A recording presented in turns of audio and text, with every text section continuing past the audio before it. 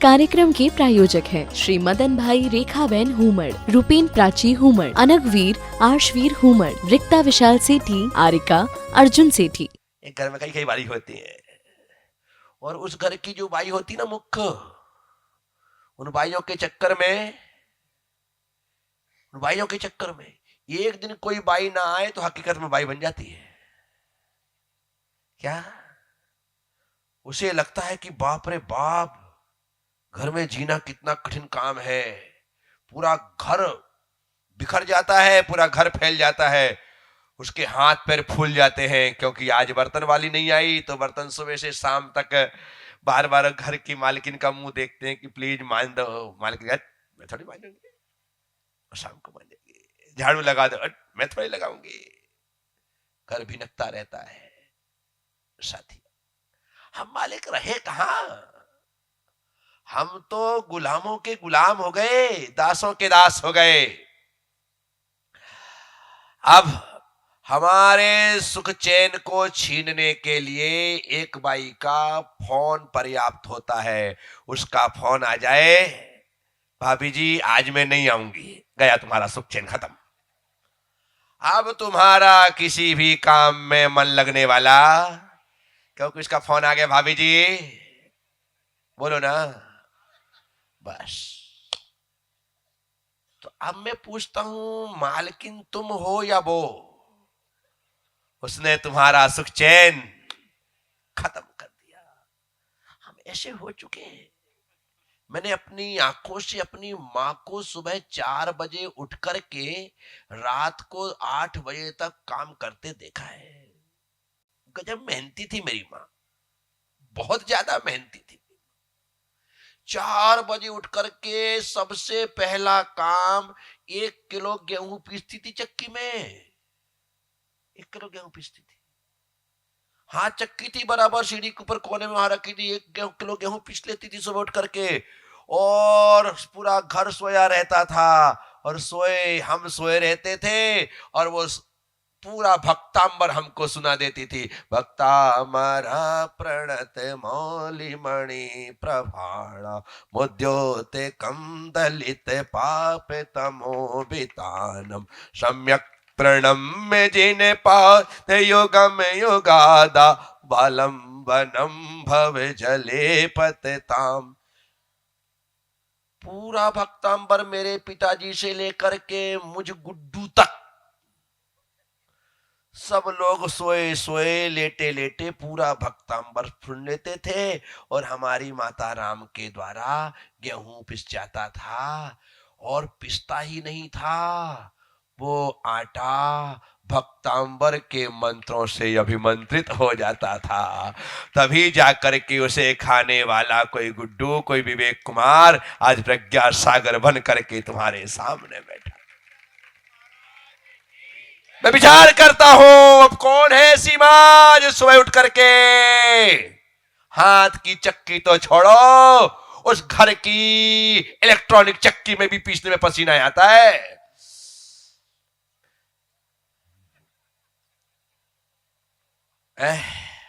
ठीक बोल रहा हूं ना मैं? ऐसी स्थिति होती है। 1 घंटे आटा पीसने के बाद मेरी माँ देखती थी कि 5 बज गए। 2 घड़े अपने सिर पर रखकर एक छोटी सी, क्या बोलते थे उसको, छोटी वाले को, गगरिया, छोटी गगरिया हाथ में रख के एक बाल्टी हाथ में लेकर के कुआं चली जाती थी सुबह 5 बजे सारे गांव की महिलाओं के साथ।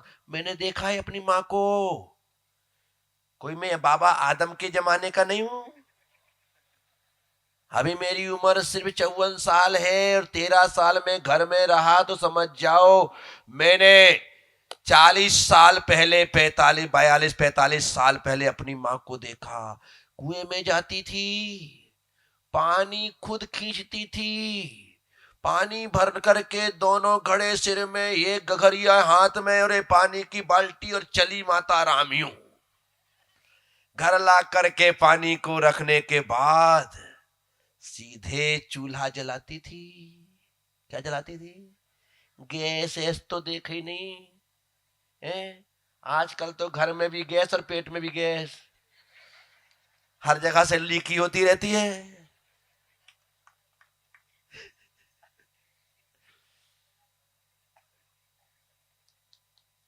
चिंटू इतने हंसने वाली बात तो नहीं है यार, जिस तुम हंस रहा है।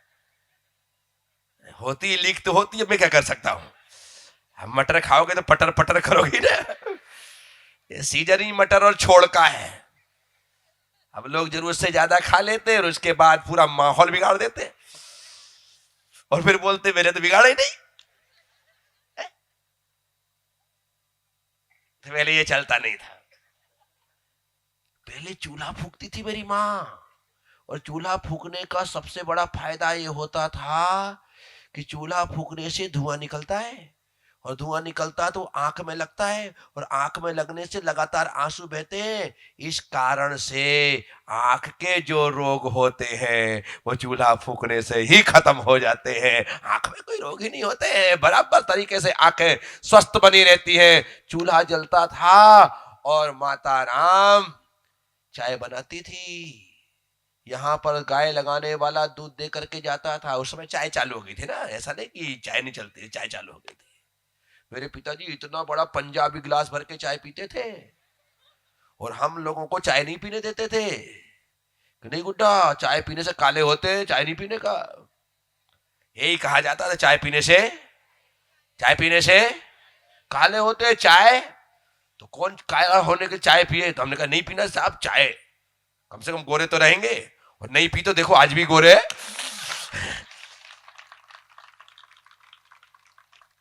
अब तुम लोगों ने पी, तुम जानो भाई, अपन नहीं जानते बस। अब लोग तो अभी भी, मैं बाहर निकल के आ रहा था तो जब बिल्कुल वहीं पे बहुत सारी चाय रखी थी। अब यह हवा देखने से कुछ नहीं होगा। आते आते तुमने निपटाई दी होगी मेरे भाई कि महाराज आप तो चलो ढोल के साथ आगे, इतने देर में हम अपनी ढोल बजा के आते हैं।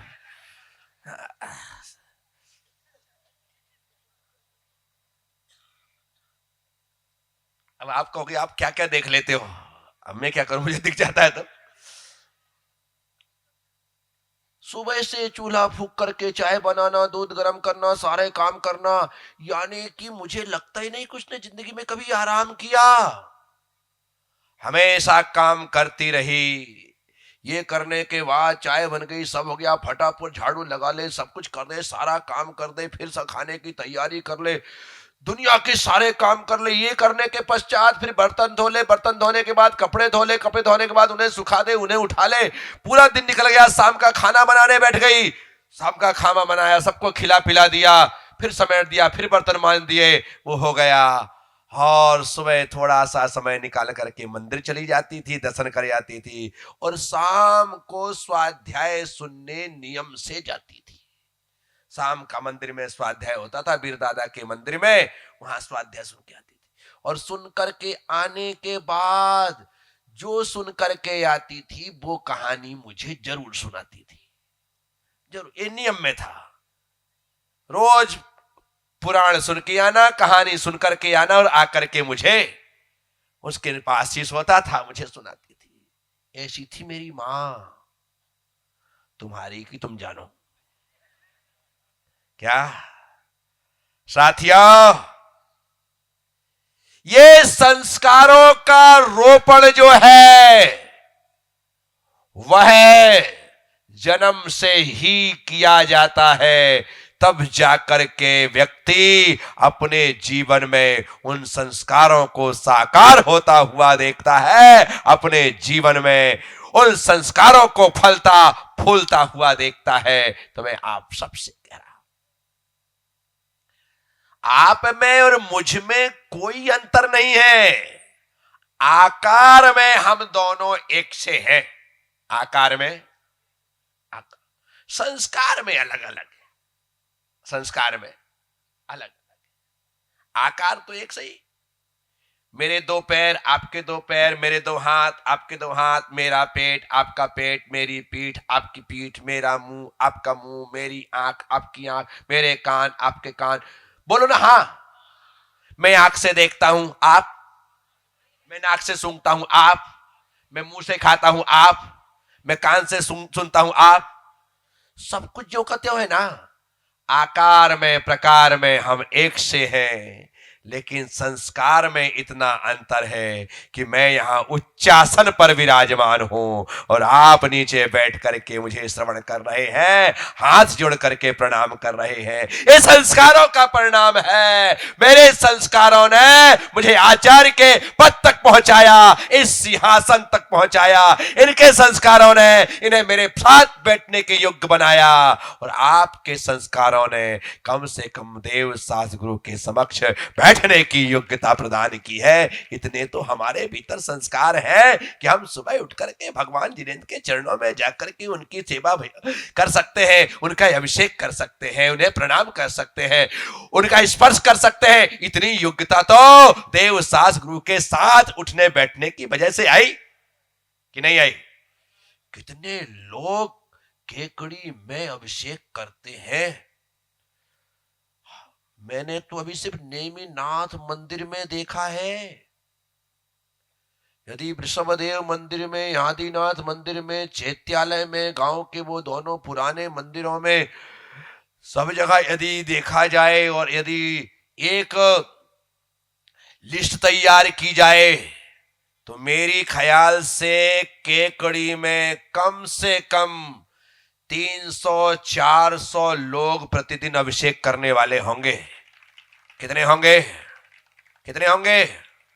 300-400 लोग। तो देखो, कल अमरचंद जी आप एकदम से ऐसे 500 मत बोलो, कल 1600 बुलवा कर मेरे से गलत कैसे? तुमको कुछ पता तो रहता नहीं, गलत बुलवा देते मेरे को है। केकड़ी में 400 घर है, कल मुझसे 800 बुलवा दिए।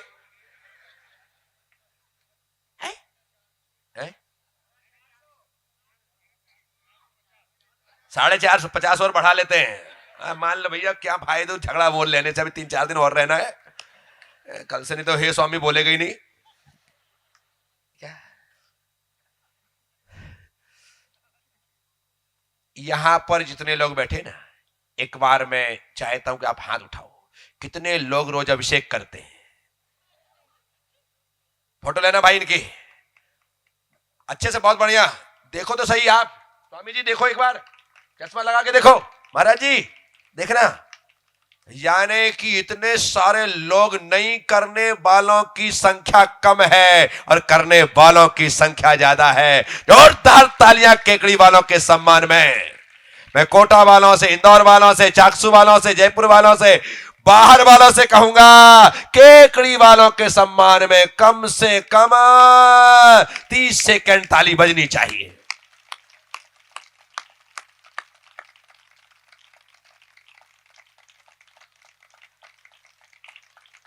बजाओ जोर से।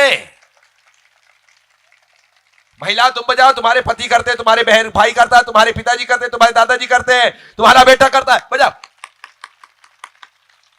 हा हा हा हा, बस ज्यादा मत चढ़ाओ।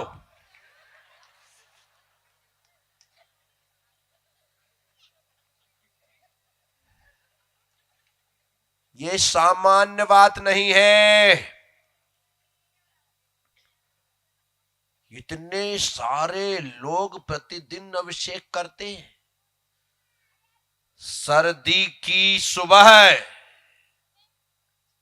उन्हें रजाई के भीतर दुबके रहने के लिए मजबूर नहीं करती। गर्मी के वो दिन की सुबह की ठंडी ठंडी हवाएं उसे प्रमादी बना करके 10 मिनट और सोने की परमिशन नहीं लेती है। और बारिश के उन दिनों में जहां पर कीचड़, गंदगी, पानी पानी है, धोती दुपट्टे भी नहीं सूख पाए हैं, ऐसी स्थिति में वह बारिश भी उनके पैरों में जंजीर नहीं बनती है। वे तीनों मौसम में धोती दुपट्टा पहन करके, सर्दी हो, गर्मी हो, बारिश हो, लेकिन भगवान से कहते हैं कि प्रभु कोई आए ना आए, ये तेरा बेटा तेरे द्वार पर आकर के तेरा अभिषेक करेगा, तेरी सेवा करेगा, तेरी पूजा करेगा। क्या आनंद की घड़ियां है। शिव जी के 2 भक्त थे। एक का नियम था, रोज भगवान को पत्रम पुष्पम फलम तोयम अर्घम निपामती स्वाहा बोलता था, रोज पूजा करता था। बड़ा प्यारा भक्त था। दूसरा भक्त था, जब सब चले जाते थे मंदिर में सन्नाटा हो जाता था, चुपचाप जाता था, शिव जी की पिंडी पर 3 डंडे मारता था, प्रणाम करता था, चला जाता था। उसकी पूजा भगवान को डंडा मारने से, बोले प्रभु बस 3 डंडे तो तुम्हें रोज खाने ही पड़ेंगे, तूने 3 त्रिपुंड ऐसे लगा रखे हैं तो 3 त्रिपुंड के 3 डंडे खा। उसका नियम था। और शिव जी भी खुश थे, कोई बात नहीं, कम से कम रोज आके मारता तो है, कुछ तो कर रहा है। वो पुजारी एक फूल फेंक के मारता है, डंडा मार रहा, दोनों मार ही रहे हैं। एक दिन नदी में भयंकर बाढ़ आ गई, नदी में भयंकर बाढ़ आ गई, और बाढ़ आने की वजह से मंदिर में जाना दोनों पुजारियों के लिए कठिन हो गया। पहला पुजारी बहुत देर तक नदी के किनारे पर खड़ा रहा कि हे प्रभु बाढ़ बहुत ज्यादा है, कैसे आऊं? आऊंगा तो जरूर, थोड़ा इंतजार कर लेता हूं। घंटे, 2 घंटे, 3 घंटे, 4 घंटे इंतजार करता रहा, लेकिन बाढ़ ने उतरने का नाम। तो उसने कहा भगवान तू तो घट घट का वासी है, वहां आकर के फूल चढ़ाऊं या यहां से चढ़ाऊं, जहां चढ़ाऊंगा तुझे ही चढ़ेंगे, इसलिए पत्रम पुष्पम फलम तोयम अर्घम पामती स्वाहा, ओम नमः शिवाय। शिव जी की पूजा कर ली, और वो जैसे जाने के लिए मुड़ा कि वो दूसरा भक्त आया। ये जाता उसके पहले वो आ गया, क्योंकि इसने 3-4 घंटे नदी के उतरने का, बाढ़ के कम होने का इंतजार किया, इस कारण से उससे मिलना हो गया। अरे ये आया, अब देखते हैं क्या करता है। इसने देखा कि अरे प्रभु तेरे और मेरे बीच में नदी बाधा बन रही, और आज मैं तेरी पूजा ना करूं, ऐसा हो सकता है क्या? जान जाएगी, इससे ज्यादा क्या जाएगा। और उसने बिना कुछ विचार किए नदी में छलांग लगा दी, कूद गया, और कूद करके एन कैन प्रकार नदी के उस तरफ पहुंचा। उस तरफ जाने के पश्चात मंदिर पहुंचा। ये इस तरफ खड़े खड़े सारा दृश्य देख रहा है, और वहां जाकर के उसने हाथ जोड़े, 3 डंडे रोज के हिसाब से पहला ही डंडा मारा कि शिव जी प्रकट हो गए। इस कार्यक्रम के प्रायोजक हैं श्री मदन भाई रेखाबेन हुमड़, रूपेन प्राची हुमड़, अनगवीर आर्शवीर हुमड़, रिक्ता विशाल सेठी, आरिका अर्जुन सेठी।